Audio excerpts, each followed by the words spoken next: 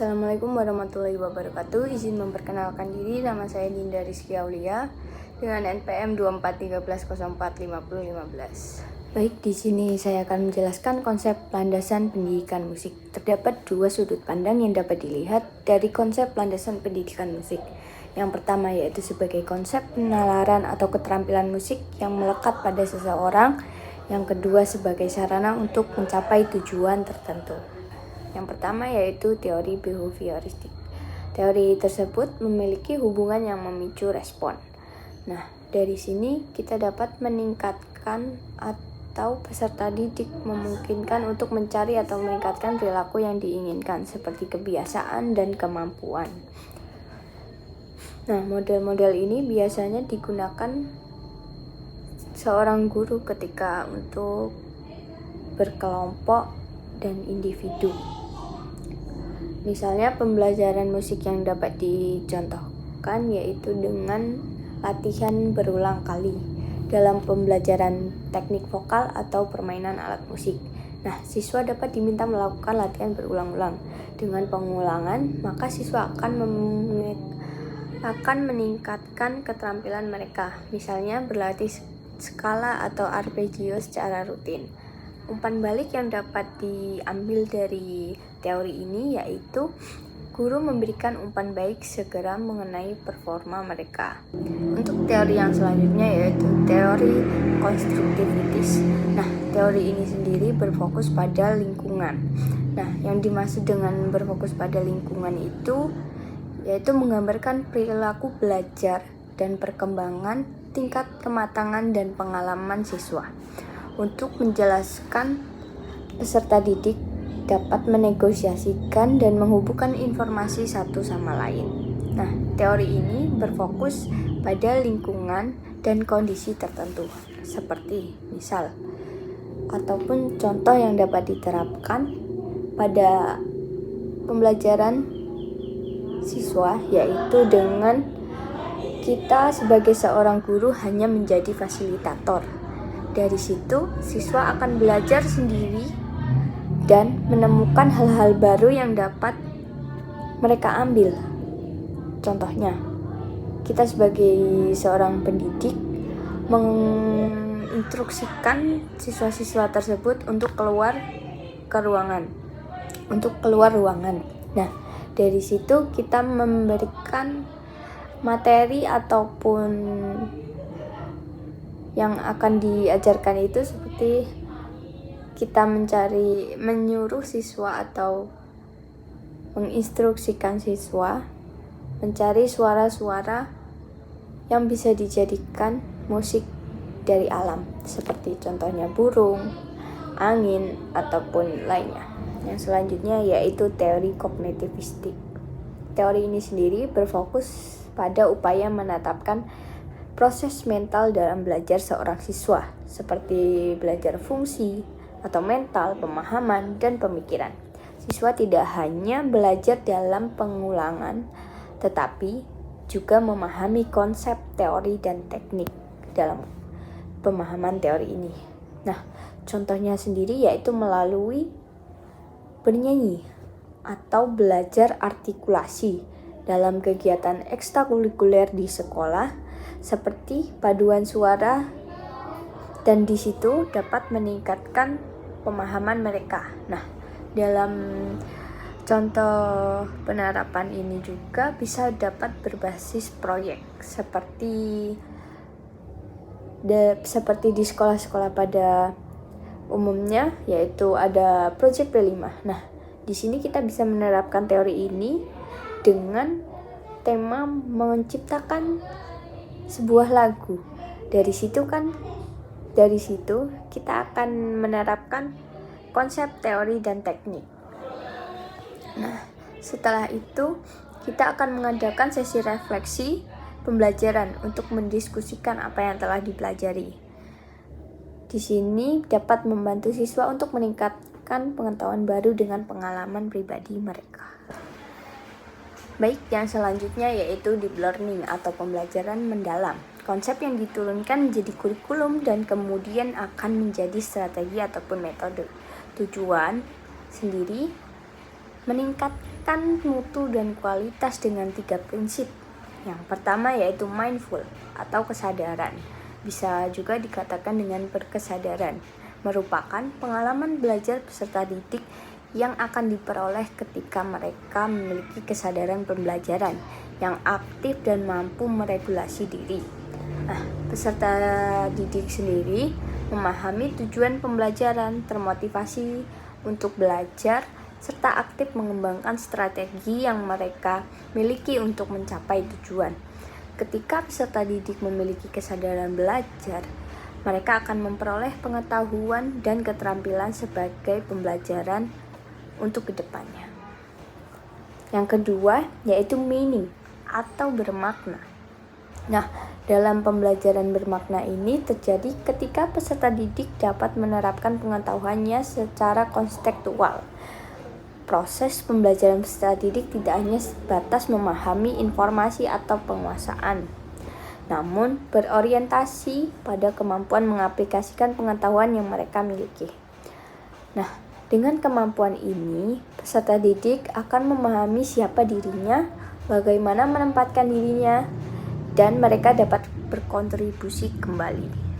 Konsep pembelajaran yang bermakna melibatkan peserta didik dengan isu nyata dalam konteks personal, lokal, nasional, maupun global. Pembelajaran harus melibatkan orang tua, masyarakat, atau komunitas dengan sumber pengetahuan praktis, serta menumbuhkan rasa tanggung jawab dan kepedulian sosial. Prinsip yang ketiga yaitu joyful atau menggembirakan. Nah, pembelajaran yang menggembirakan merupakan suasana belajar yang positif, menantang, menyenangkan, dan memotivasi siswa. Nah, bagaimana cara kita menerapkan pembelajaran dengan prinsip joyful sendiri? Tentu banyak yang dapat kita terapkan dari pembelajaran ini. Rasa senang dalam belajar membantu peserta didik terhubung secara emosional sehingga mudah memahami, mengingat dan menerapkan apa yang sudah kita jelaskan. Ketika peserta didik menikmati proses belajar, memotivasi intrinsik mereka akan tumbuh, mendorong rasa ingin tahu, kreativitas, dan keterlibatan aktif mereka dalam bertanya. Dengan demikian, pembelajaran membangun pengalaman belajaran yang berkesan. Bergembira dalam belajar juga diwujudkan ketika peserta didik merasa nyaman. Peserta didik terpenuhi kebutuhannya seperti pemenuhan kebutuhan fisiologis secara aman, kebutuhan kasih sayang mereka, dan penghargaan serta aktualisasi diri. Nah, dari konsep 3 prinsip tersebut, kita dapat menerapkannya dalam proses pembelajaran musik. Baik, yang selanjutnya yaitu apa perbedaan Kementerian Pendidikan Tinggi dan Kementerian Pendidikan Dasar dan Menengah. Nah, dari kedua tersebut, Kementerian Pendidikan Tinggi dan Kementerian Pendidikan Dasar dan Menengah memiliki fokus tanggung jawab yang berbeda. Kementerian Pendidikan Tinggi atau Kemendikti mengelola pendidikan di tingkat perguruan tinggi, termasuk universitas dan institut, dengan pelaksanaan pada penelitian, inovasi, dan pengembangan ilmu pengetahuan. Sementara itu, Kementerian Pendidikan Dasar dan Menengah atau Kemendikbud bertanggung jawab pada pendidikan usia dini, pendidikan dasar, pendidikan menengah seperti SMP dan SMA, yang lebih berfokus pada pembentukan dasar pengetahuan dan keterampilan bagi siswa. Perbedaan sendiri terletak pada kurikulum dan metode pengajaran. Pendidikan dasar dan menengah lebih berstruktur dan dengan kurikulum yang ditetapkan secara nasional, seperti kurikulum K13, KTSP, maupun kurikulum Merdeka. Sedangkan pendidikan tinggi memberikan kebebasan lebih dalam mengembangkan kurikulum dan metode pengajaran sesuai dengan kebutuhan akademik dan kemampuan seorang mahasiswa. Selain itu, Kementerian Pendidikan Tinggi juga berperan dalam akreditasi program studi dan pengembangan riset, sedangkan Kementerian Pendidikan Dasar dan Menengah lebih berfokus kepada peningkatan kualitas pendidikan dan pemerataan akses pendidikan. Fokus dan tanggung jawabnya sendiri, Kementerian Pendidikan yaitu mengelola pendidikan di tingkat perguruan tinggi, menekankan penelitian, inovasi, dan pengembangan ilmu pengetahuan, bertanggung jawab atas akreditasi program studi dan pengembangan riset. Nah, seperti yang saya jelaskan tadi, Kementerian Pendidikan Dasar dan Menengah juga memiliki fokus dan tanggung jawab tersendiri.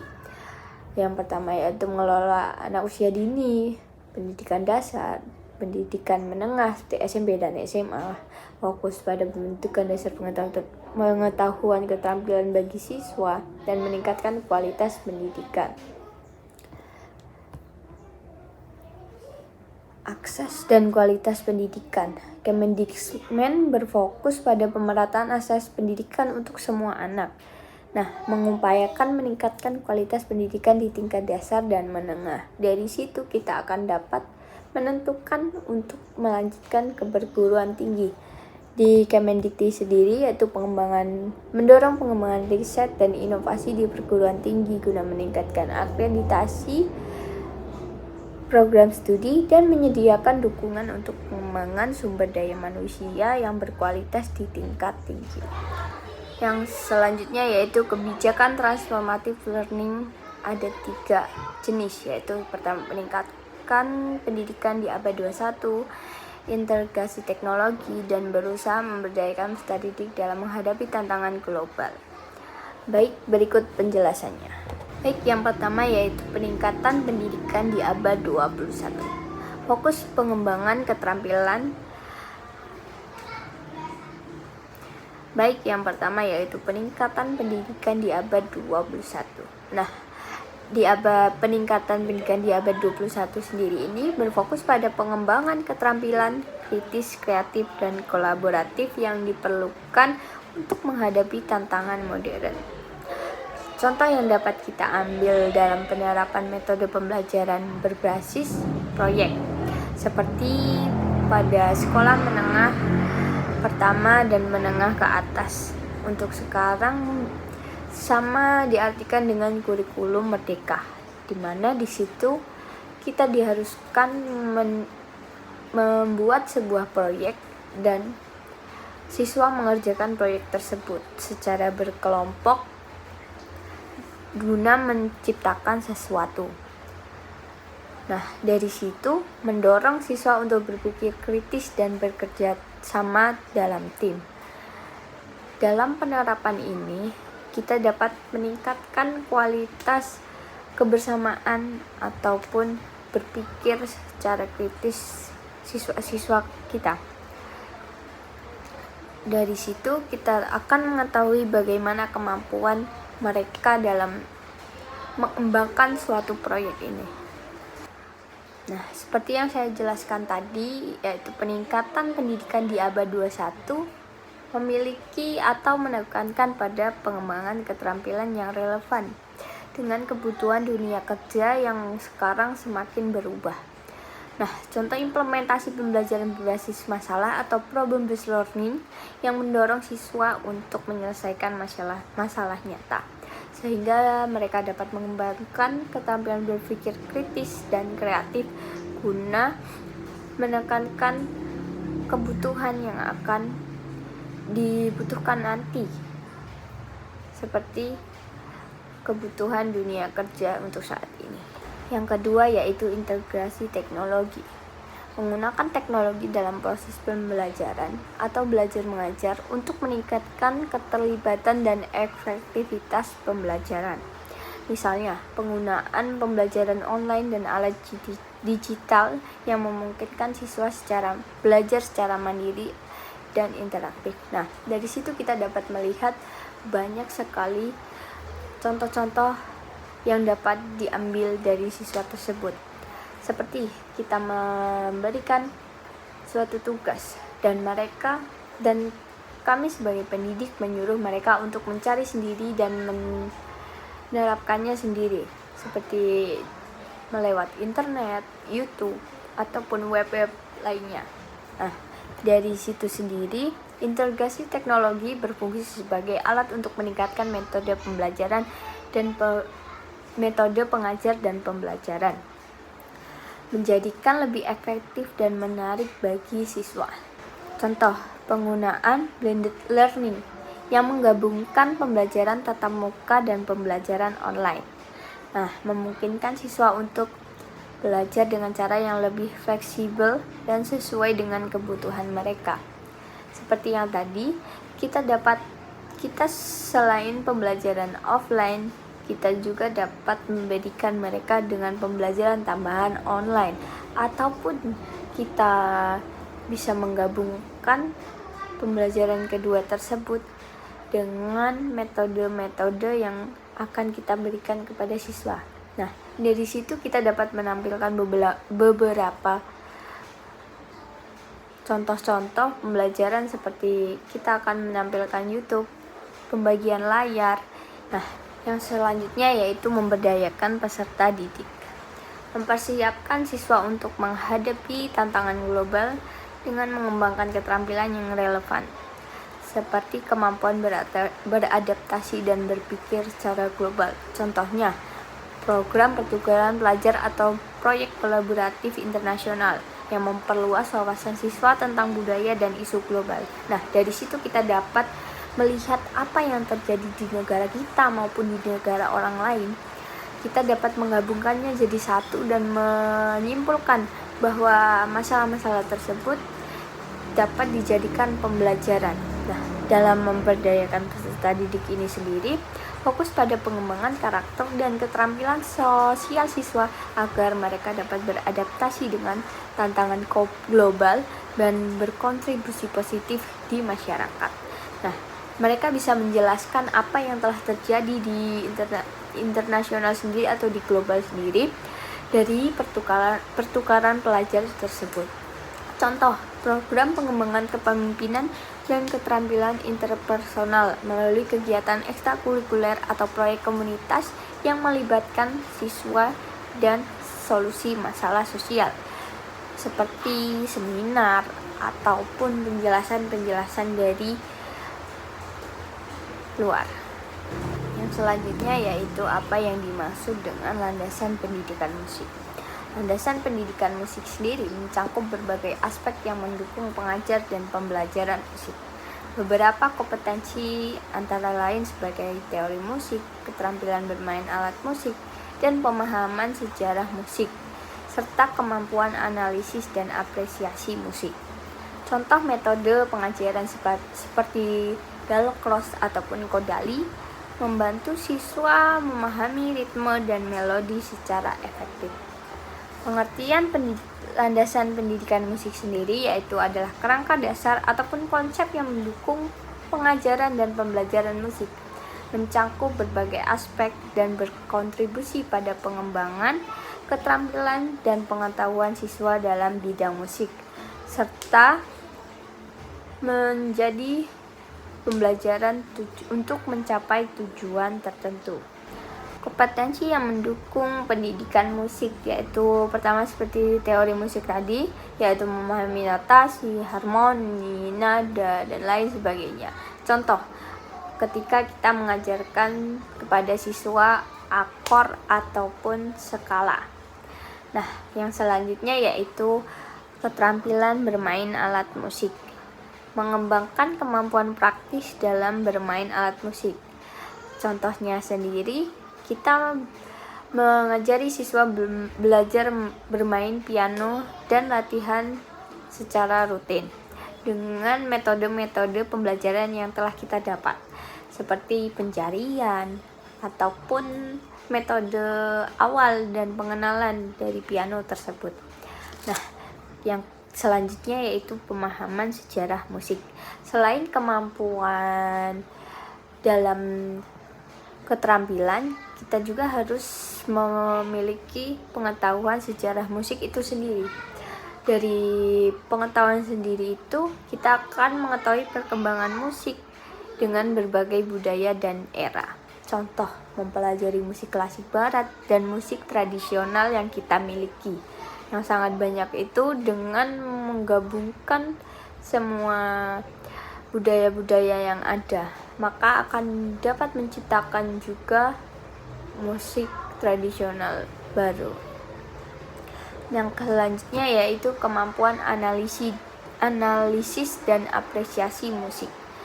Nah, dari situ mampu mengevaluasi dan memberikan kritik terhadap karya musik. Contoh, siswa melakukan analisis terhadap lirik lagu dan pertunjukan musik. Dari situ mereka akan mengamati apa yang telah mereka lihat dan mereka dengar. Kemudian mereka akan memberikan kritik dari karya tersebut. Contoh pendekatan dalam pendidikan musik yaitu pertama metode Dalkors, menggunakan gerakan dan mengajarkan ritme dan ekspresi musik. Nah, metode Kodali sendiri menekankan pentingnya menyanyi dan menggunakan lagu rakyat untuk mengajarkan teori musik. Dengan landasan yang kuat dalam berbagai kompetensi ini, pendidikan musik dapat memberikan pelajaran yang menyeluruh dan mendalam bagi siswa. Baik, yang selanjutnya yaitu ketika saya menjadi seorang guru atau harus mengajar musik, teori apa yang akan saya gunakan? Nah, dalam teori yang saya akan gunakan sebagai seorang guru, saya akan menggunakan teori konstruktivistik. Nah, dalam teori ini menekankan bahwa siswa dapat atau mampu membangun pengetahuan mereka sendiri melalui pengalaman dan interaksi. Nah, dalam praktiknya, saya akan mendorong siswa untuk berkolaborasi dalam kelompok. Nah, yang dimana seorang pendidik hanyalah sebagai fasilitator. Nah, dalam kelompok tersebut dapat menciptakan musik bersama dan mengeksplorasi alat musik sehingga mereka dapat belajar secara aktif dan kreatif. Alasan sendiri saya menggunakan teori ini, yang pertama yaitu pembelajaran aktif. Teori ini sendiri mendorong siswa untuk terlibat langsung dalam proses belajar mereka, yang sangat penting dalam pembelajaran musik. Dengan cara ini, siswa tidak hanya menggunakan atau mendengarkan teori, tetapi juga mempraktekkan dan menciptakan musik. Yang kedua yaitu kolaborasi. Melalui kerja kelompok, mereka akan dapat saling belajar dan berbagi ide. Nah, dari situ mereka dapat menciptakan dari ide yang banyak menjadi satu karya. Menciptakan lingkungan yang mendukung di mana mereka merasa nyaman untuk bereksperimen dan berinovasi. Yang ketiga yaitu pengalaman pribadi. Siswa sendiri dapat mengaitkan pengalaman musik mereka sendiri dengan pembelajaran yang membuat materi lebih relevan dan bermakna. Penerapan materi ini dalam pembelajaran musik yaitu pertama proyek musik kolaboratif. Dengan mengadakan proyek di mana siswa mampu bekerja dalam kelompok untuk menciptakan sebuah karya musik. Nah, ini dapat melibatkan penulisan lirik, melodi, maupun aransemen yang akan mereka gunakan. Yang selanjutnya yaitu eksplorasi alat musik. Mereka memberikan kesempatan kepada siswa untuk mencoba berbagai alat musik. Nah, mereka akan mencari sendiri apa yang akan mereka gunakan atau alat musik yang mereka inginkan. Mereka dapat belajar tentang karakteristik dan teknik bermain alat musik itu sendiri secara langsung. Dengan poin tadi, guru sebagai fasilitator, jadi kita tetap akan memberikan kepada mereka. Yang selanjutnya yaitu diskusi dan refleksi. Setelah setiap sesi, mengadakan diskusi untuk merefleksikan apa yang telah dipelajari. Siswa dapat berbagi pengalaman dan memberikan umpan balik satu sama lain. Nah, yang terakhir yaitu penggunaan teknologi, memanfaatkan aplikasi musik atau perangkat lunak untuk menciptakan dan merekam musik. Dari yang mereka ambil tadi, secara berkelompok dalam menciptakan musik, mereka dapat menggabungkan karya tersebut dengan memanfaatkan aplikasi musik dan teknologi. Ini dapat membantu siswa memahami teori musik dengan cara yang lebih interaktif dan menyenangkan. Baik, yang selanjutnya yaitu jika Anda melihat siswa SMP kesulitan dalam belajar kelas musik, lalu menggunakan sudut pandang teori perkembangan kognitif Jean Piaget. Dalam konteks perkembangan kognitif Jean Piaget, siswa di SMP yang mengalami kesulitan dalam masalah belajar kelas musik mungkin berbeda pada tahap operasional konkret ataupun formal. Nah, pada tahap ini mereka mulai memahami konsep abstrak, tetapi mungkin masih memiliki kesulitan dalam menerapkan pengetahuan musik secara praktis. Pendekatan yang lebih interaktif dan konkret dalam pembelajaran musik dapat membantu mereka memahami dan mengatasi kesulitan tersebut. Tahapan perkembangan kognitif yang pertama yaitu tahap operasional konkret, usia dari 7-11 tahun.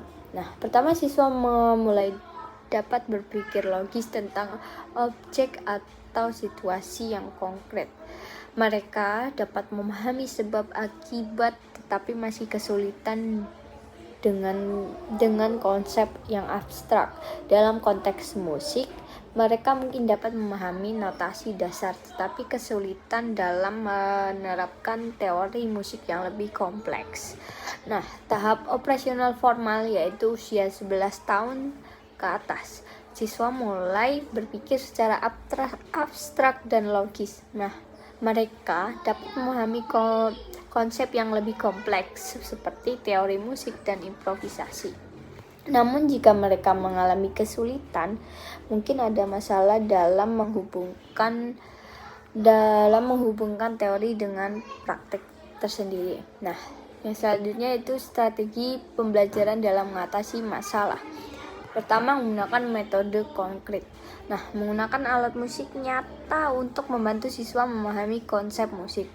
Yang kedua, mengadakan aktivitas yang melibatkan permainan musik yang menyenangkan untuk meningkatkan keterlibatan siswa dalam memahami konsep musik.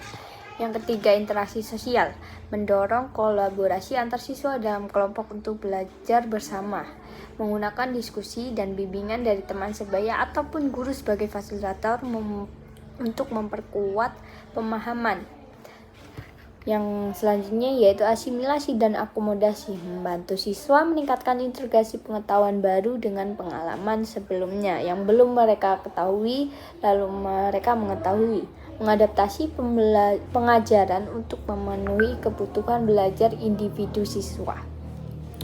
Nah, pentingnya lingkungan belajar yang mendukung itu sangat penting dalam metode pembelajaran atau konsep ini. Yang pertama yaitu lingkungan yang mendukung dan tidak menghakimi dapat meningkatkan kepercayaan siswa untuk mempelajari dan memahami kelas musik tersebut. Yang kedua yaitu memberikan umpan balik yang konstruktif untuk membantu siswa memahami kesalahan dan belajar dari pengalaman mereka. Yang ketiga yaitu penggunaan teknologi. Nah, lagi-lagi teknologi di zaman sekarang sangatlah penting untuk pembelajaran.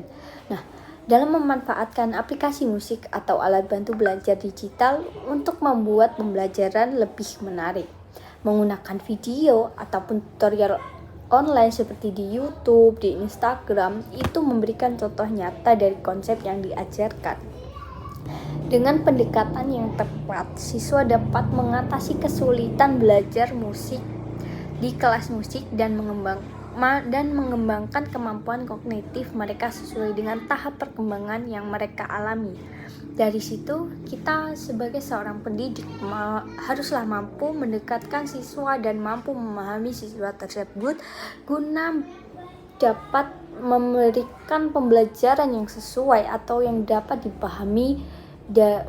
dipahami mereka dengan konsep-konsep yang sudah dijelaskan tadi. Sekian penjelasan dari saya, kurang lebihnya mohon maaf.